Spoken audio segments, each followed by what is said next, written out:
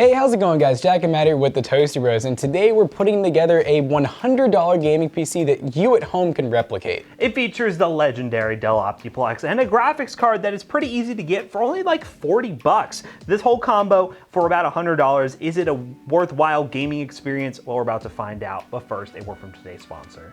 Today's ad is brought to you by Accelerate Gaming, powered by PNY. Accelerate Gaming offers the latest in gaming hardware, such as their CS3040 NVMe Gen 4 SSD with read speeds up to 5,600 megabytes per second and write speeds up to 4,300 megabytes per second, with a 5-year warranty and capacities up to 2 terabytes. They also have new Epic X RGB memory that comes in both black and white and comes in capacities up to 32 gigabytes and 4600 megahertz in speed. If you're wanting some really nice RGB in your next gaming PC, you should look no further than the Epic X RGB memory. If you want to learn more about the CS3040 SSD or the Epic X memory, check the link in the description down below. And special thanks again to Accelerate Gaming, powered by PNY, for sponsoring today's ad.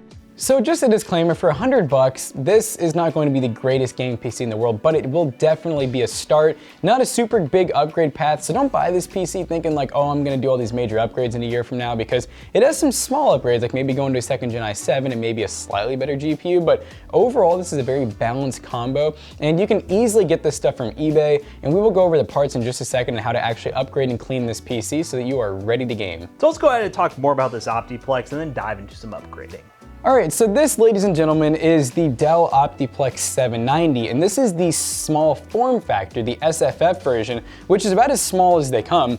You can go with the bigger versions. You can get the DT, which looks just like this, but it is taller and a little bit longer, and it can fit slightly longer GPUs, and it can also fit more storage, and they typically have better power supplies. A lot of times they have 4 RAM slots instead of 2, and if you want to go with the mid tower, that guy right there will fit full-size graphics cards, and it can also fit even more drives and even more expansion and whatnot. It typically has more PCI lanes as well.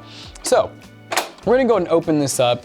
We have under the hood an i5-2400, which is a 4-core, 4-thread with these things had really beefy coolers. The CPU is actually under here, and then it wicks the heat through the copper here and blows it out through this little blower style fan out the back. Really not super loud, very efficient. And we are going to be upgrading this Optiplex with this R7-250, which is slightly better than a 240, and it's basically pretty close to like a GT1030, kind of in between a GT1030 and a GT710. This upgrade's gonna be really simple, by the way. It already comes with the low profile bracket installed. So if you do decide to go with the MT tower, make sure you get the full size bracket, which I don't think we have to show here, but it's basically double the size. So it should be pretty obvious.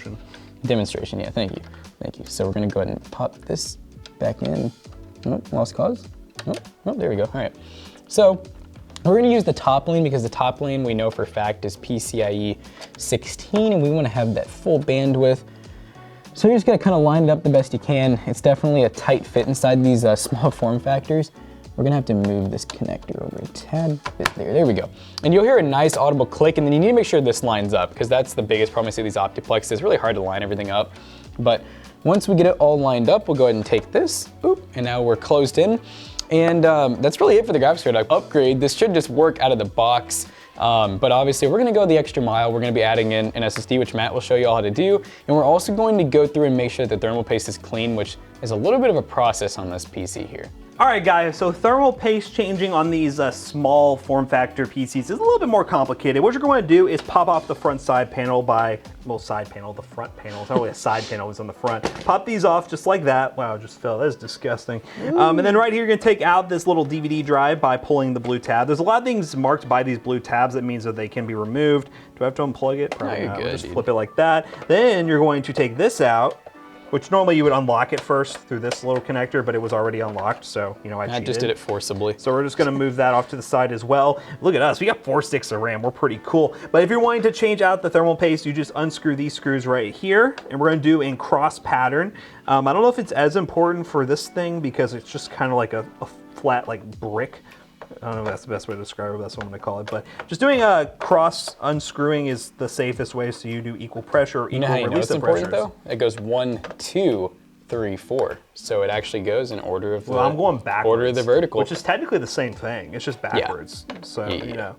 Yeah, just don't do it. You just don't want to do it all on one side at first. Like you don't want to do like 2 and what would it be, 2 and 4, and then 1 and 3? Because that just don't make sense. But now I'm going back. It's called order of operation. Yeah, these are definitely the hardest ones. If you get a DT or a mid tower, they pop right off. That's kind of crusty. Yeah, it's not terrible. Like this would have worked probably, Yes. but just look at that. All right, so we're gonna get an alcohol swab. What you can do is if you have a bottle of rubbing alcohol with a pretty high percentage of alcohol to water ratio or whatever the hell they mix with that thing.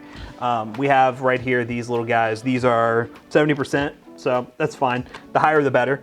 So we're gonna go ahead and rub this CPU down. Again, you don't wanna use like a paper towel or anything because, well, look at this, I'm struggling to get through this thermal stuff. paste is also referred to as thermal grease, and so it's much like grease. If you use a paper towel, it literally just smears it around. It's really gross. This stuff is actually soluble with rubbing alcohol and like mineral spirits and stuff like that. So we have an i5 2400. I've seen like 1,000 of these in my lifetime. And then we're gonna use the other one to clean the copper heatsink. So here we go. Yeah, like I said, beefy cooler on these. It is beefy. It's definitely better than like an Intel stock cooler. You wouldn't think so just looking at it, but you'd be surprised. These babies, they drive for miles. I can do it with one. I can make this one Finger's go. gonna be so grody though. There we go. I'm like, ew. Ugh. But yeah, there you go, nice and clean. And now we're going to take our thermal paste, which I had right here. You can use any sort of thermal paste, we'll leave links down below. This is the TM30 from Corsair. So we're using some good stuff. You could definitely go cheaper if you wanted to, but hey, we want the best And a little performance. bloop right there. And then what we're going to do is do everything in reverse order. We're just gonna go ahead and I think this slots in first. Yep, there we go. So you wanna get these little clips to line up. This one, the clip is broken. No, it's not. It was just hiding. I thought it was broken. You just gotta be smarter than the clip. Yeah, be smarter than this guy. I'm just a YouTuber. Oh, I think you're in the wrong. Am I in the wrong? It's down here. I remember doing this a lot. Okay, I used to do that a lot. It looks just like that's where it would go, but it goes it right does. there instead. Don't go up Yeah. there. All right. See, it's even complicated for me, and I've messed with a lot of these things. So So you at home, there we go. you probably can't do this. You can't do it, so just kidding. give up. All right, Just so we're kidding. gonna do You the guys got same it. thing. We recommend just basically doing like maybe about halfway for each screw, and then once you get like the first two, so you have nice vertical pressure, so it's evenly pressed down, then you can go ahead and just crank them down if you want to. And these are spring loaded, so you really can't like over tighten them. Just Eventually, it'll just tell you to yeah. stop. And you don't, once it tells you to stop, you don't need to go an extra you don't need to go like an extra 3 turns because that will snap So the when it screw tells off. you to stop, you get your power tools out, right? Yeah, get your impact gun out and just just go really, bah, bah, bah, really bah. crank it. All right, so while we're putting everything back together, we're gonna go ahead and add the SSD. All you have to do is get a SATA cable, which if you don't have one of these, well, come steal them from us because we have 1,000 of them. Just kidding, buy them on Amazon. We're gonna go ahead and plug this in right here. And then what we're going to do is find where the SATA port is on the motherboard, which it is. How long is it gonna take Matt to find the SATA They're port? all over here. They are all over here, which it probably would have been more ideal to do this before the graphics card, but you know, it is what it is.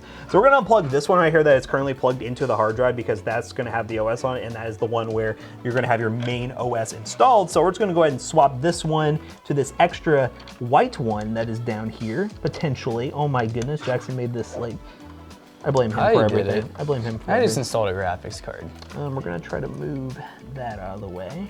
All right, so there's that. And now we have the blue one open, which we're going to take this like so and do the same thing. Do you have small hands? This is what you were born for. And then all you have to do is take this SATA power connector, plug it into the SSD the right way.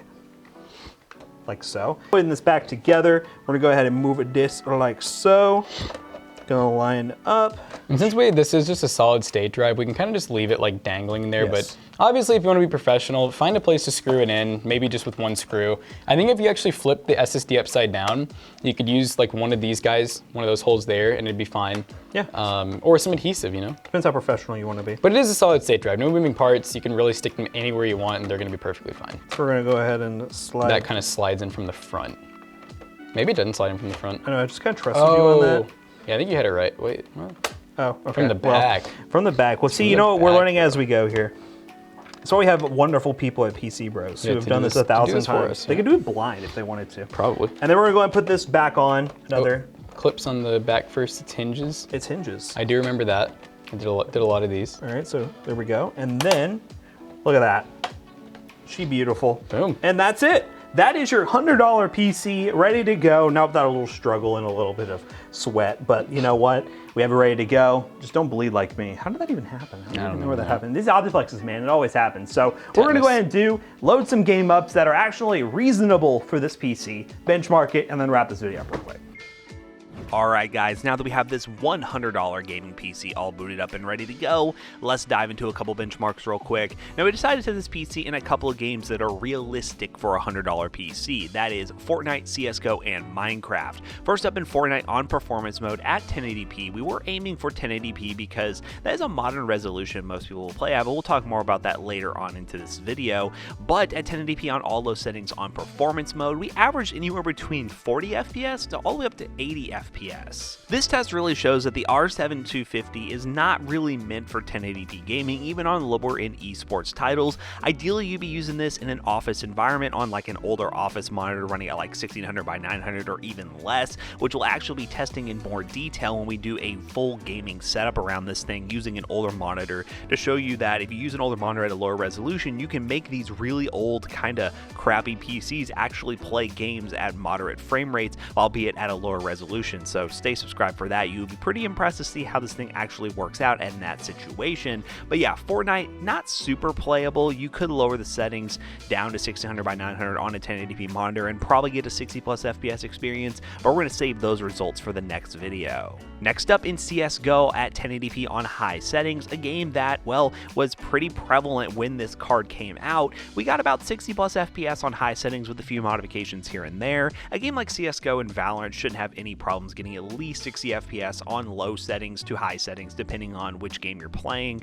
so you shouldn't have any problems diving in casually to games like this. So yeah, there's that. But then in Minecraft at 1080p on low to high settings, just doing a mixture of fast graphics instead of fancy and lowering the view distance a little bit, going to fast clouds, not fancy clouds, things like that, you do get anywhere between 60 to 100 FPS. You do see a few stutters here and there with the i5 2400 trying to load in a bunch of chunks, but that's just Minecraft. In our experience, when you play Minecraft, there's going to be lag when you're first loading into the game, and then once everything loads in, you should have a pretty smooth experience. In recap, this PC is $100. It's a challenge in 2021 to build a PC for $100. A few years ago, you probably could have made something that was 2 or 3 times greater than this, but given the market right now, we thought it'd be a fun challenge to try to put something together that you could do at home for around $100, and I think it's pretty decent if you put it in the right situation and you have the right expectations.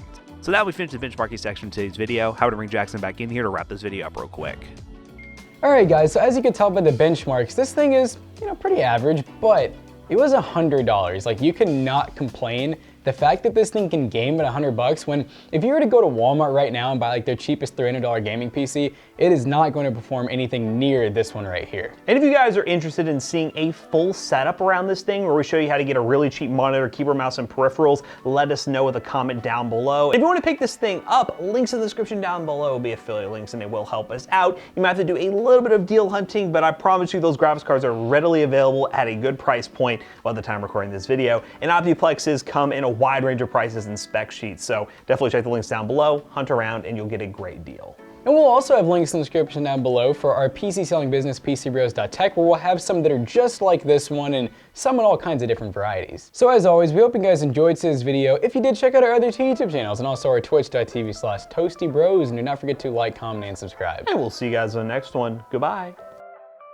And hey, we have a verified Discord server. It is pretty cool. It is pretty partnered, pretty big, pretty foggers. Pretty all of that. Discord.gg/ToastyBros is our Discord server. Join it, talk about tech stuff, ask tech questions, and get updated on all things Toasty Bros. So link down below or discord.gg/ToastyBros. See you guys later. Goodbye.